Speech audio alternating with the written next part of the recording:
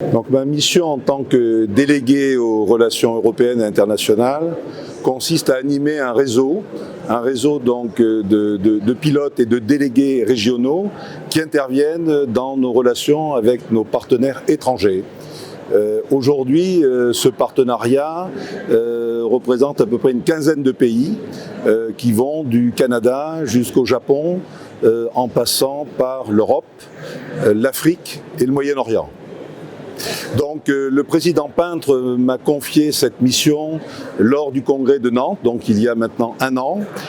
Alors la nature de ces relations, elle est fonction des pays et du type de convention que nous avons avec les représentants des réseaux étrangers.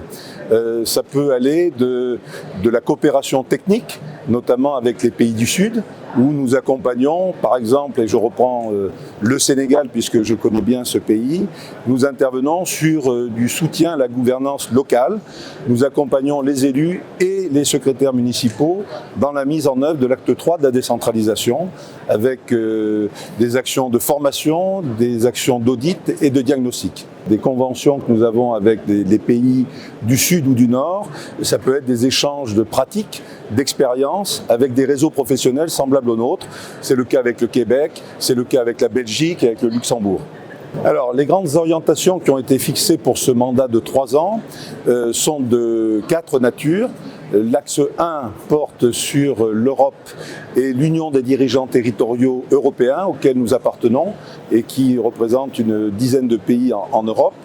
L'axe numéro 2 est sur le développement des partenariats à l'international. Lors de ce congrès, nous avons renouvelé d'ailleurs un certain nombre de ces partenariats avec le Sénégal, les maires et les secrétaires municipaux, avec la Belgique, notamment la Fédération des secrétaires communaux de Bruxelles, et puis avec le Québec, qui est un vieux partenariat que nous renouvelons tous les 3 ans et qui a été renouvelé cette année à Arras. La francophonie, qui fait partie donc des axes de ce mandat pour développer les relations partenariales avec les pays francophones, qu'ils soient du Nord ou du Sud. Et le 4e axe, c'est le développement de l'expertise à l'international, où nous intervenons auprès de collègues qui, à leur demande, nous développons donc des formations, des accompagnements pour certaines collectivités, avec notre réseau d'experts, puisque un certain nombre de nos collègues interviennent au niveau du Centre national de la fonction publique territoriale, et nous nous servons de ce vivier d'experts pour également travailler à l'international avec les pays qui nous le demandent. On travaille avec une quinzaine de pays, donc je vais retenir les faits les plus marquants. Il y a eu notamment l'organisation en France, à Limoges, de la première rencontre des dirigeants territoriaux francophones sur le thème du climat, les territoires face aux défis climatiques, où nous avons réuni à peu près une centaine de représentants à la fois français mais également des délégations étrangères.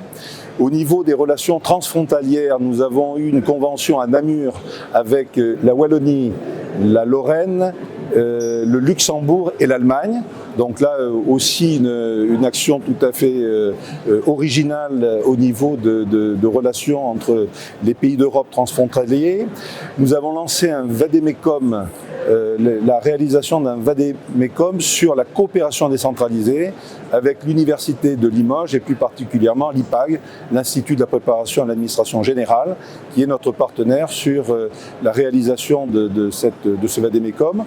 Nous avons également participé au premier forum franco-sénégalais des collectivités territoriales à Dakar, donc qui était sur le thème de la décentralisation et de la fiscalité publique. Voilà un certain nombre d'événements qui se sont déroulés. J'ai profité notamment de ce congrès pour rencontrer les délégations étrangères présentes et puis pour tracer un petit peu des voies pour l'avenir.